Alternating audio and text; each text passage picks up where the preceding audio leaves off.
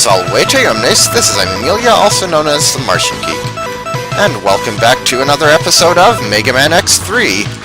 In the last episode, we defeated Tunnel Rhino.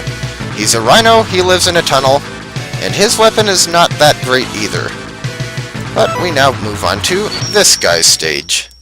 This is Neon Tiger, and his stage is sort of an orangish sunset jungle type area.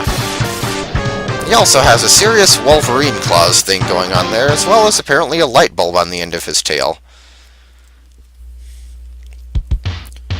Oh, also, the music in this stage is kind of interesting. It's apparently a remix of a Guns N' Roses song, that being My Michelle. I've always thought that title sounded a little too similar to the Beatles song about somebody named Michelle, but whatever. Though I'm not actually sure if that's an intentional shout-out, or if that just happened to be a coincidence that they sound similar. But in any case, we have some new enemies in this stage. We have these dragonflies, and we have these annoying large red enemies. The dragonflies, interestingly, cannot hurt you just by touching you.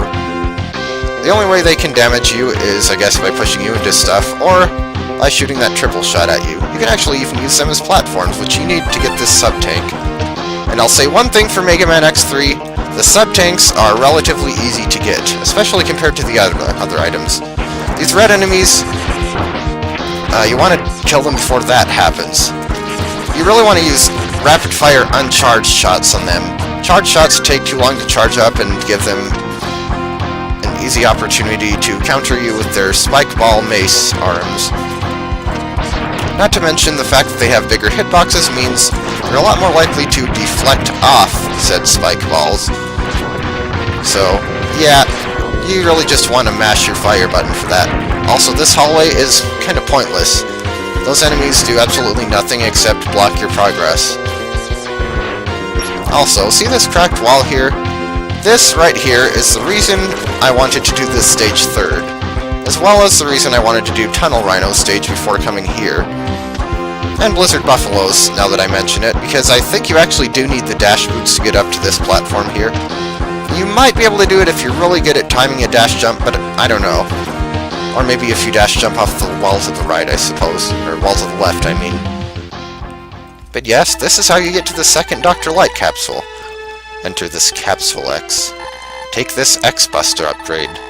The upgrade will increase the strength of your charged shots. You will be able to shoot 2 charged shots at once. If timed correctly, you can overlap the shots to create a single cross-charged shot. The upgrade will also allow you to charge any special weapon. So yeah, arm enhancement go! And enhancement that makes the least amount of difference to X's sprite. You actually do get a demonstration here of what Dr. Light is talking about, or at least one of the things you can do with this. Yeah, you still have the first 2 levels of charge as normal, but if you charge up until X is pink, then you shoot that green and orange swirly shot, followed by a half-charge shot if you press fire again. If you go all the way, you can shoot the swirly shot and then a fully charged shot. But if you go all the way and then press fire twice in a row, you get that shot, that bigger green and pink one. Oh yeah, and I guess while I'm here I may as well demonstrate the special weapons we've gotten. Frost Shield, it shoots out a spike of ice. And actually, there are a few interesting properties about this. One of them is if it hits a wall, it actually bounces off like that and leaves spikes on the ground. If you charge it up, you get a bit of a spike shield in front of you that you can ram into enemies. This isn't as useful as it sounds because it's destroyed after you hit him once. Also, an interesting thing I noticed about the charged version in one of my outtakes... Nope. Okay, despawn these.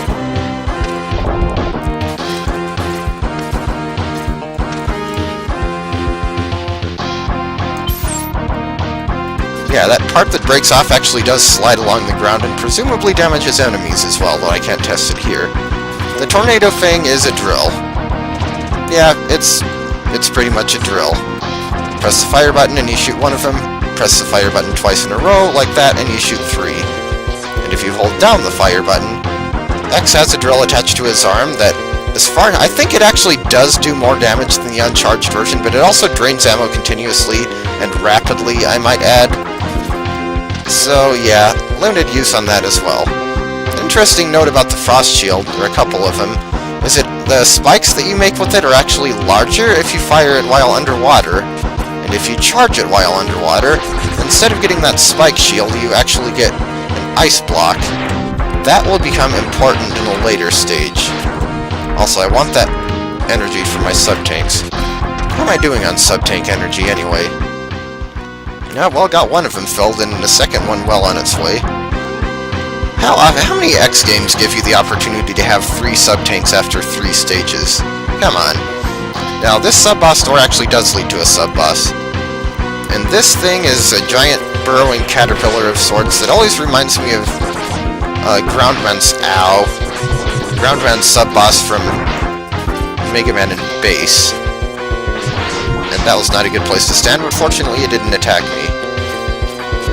This basically just tunnels in and out in various patterns and drops these little spike balls. It's best to destroy them both if you can, but if you only destroy one, at least destroy the one that bounces lower. That thing does not have as much health as I thought it did, but yeah, that's really its only attack. It drops those 2 spike balls. One of them always bounces low, one of them always bounces high.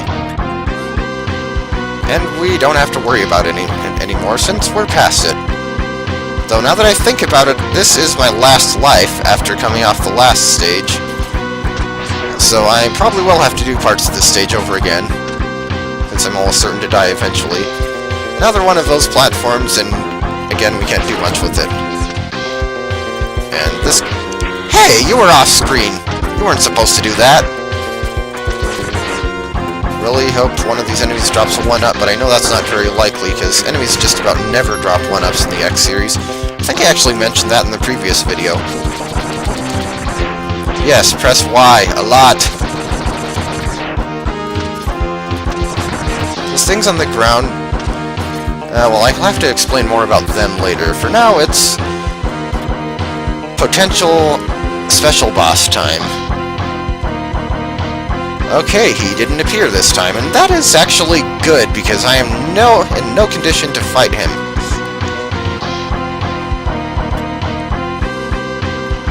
I think if you've defeated 4 Mavericks, you're guaranteed to get the special boss in the next stage. Be careful here because, well, there are spikes down there. Those are not instant death, but they do hurt. So... Now, also, these things will actually chew up the ground and make more spikes. So try to defeat them as quickly as you can before they get too much of a chance to work their mischief. Can I pick that up? I can!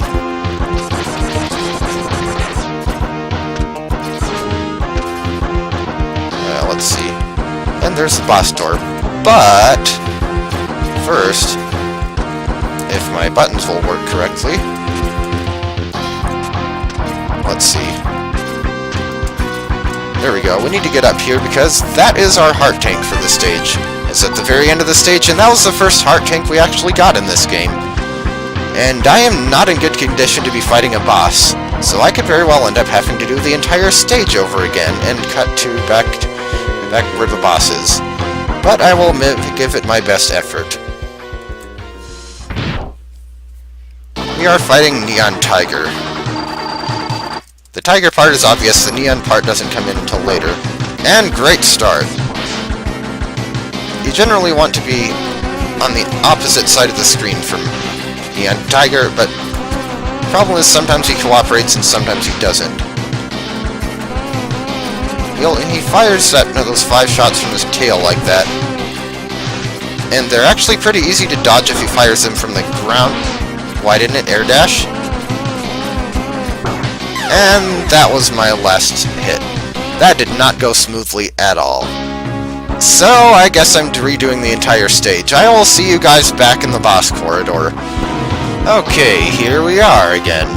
I still don't have a full health meter, but I at least have more than I did last time, as well as a full complement of lives.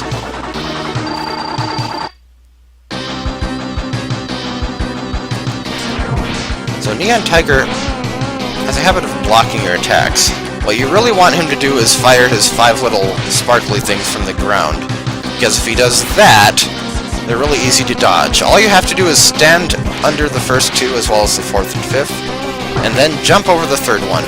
It may seem counterintuitive to just stand there when an enemy is shooting stuff at you, but why did that not dash jump? Or air dashing? Now, of course, if he does that from the middle of the room,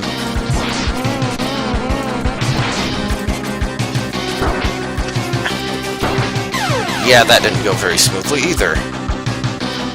See, that's the problem with Neon Tiger, is he's easy when he cooperates, but sometimes he doesn't. I haven't really figured out the best way to dodge his shots when he fires them either from the middle of the room or from one of the top corners. Aside from, I guess, just paying really close attention. Also, he can drop on you like that. I believe this is one of the bosses that my brother figured out the pattern for. As well as, I think, some other ones.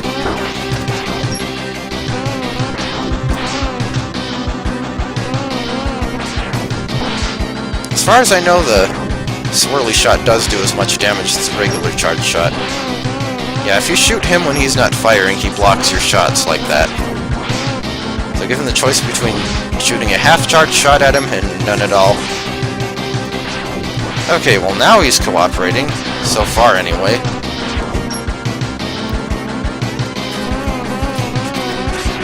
And now he's on this. Okay, well that was actually easy to dodge. Any minute now he should be doing his desperation move. There we go! That's why he's called Neon Tiger. Whoops, and I completely forgot to... everything. Fortunately, his neon thing is really pretty easy to get around. He telegraphs it a mile away, and all you have to do is dash jump over him after being on the wall. But anyway, he's down. And we need to work on figuring out that boss's pattern a little more, I think, but some other time. For now, I shall relish my victory. And we get ketchup and mustard color scheme, and an interesting icon, apparently. You get Ray Splasher. Well, it's a better weapon than the previous 2. Still not an amazing one, but it's okay. Actually, this game really doesn't have a terribly great weapon selection in general. The only 2 that are all that useful are those of the bottom left 2 bosses, these guys. But we'll get to them soon enough. For now, I will see you in the next episode.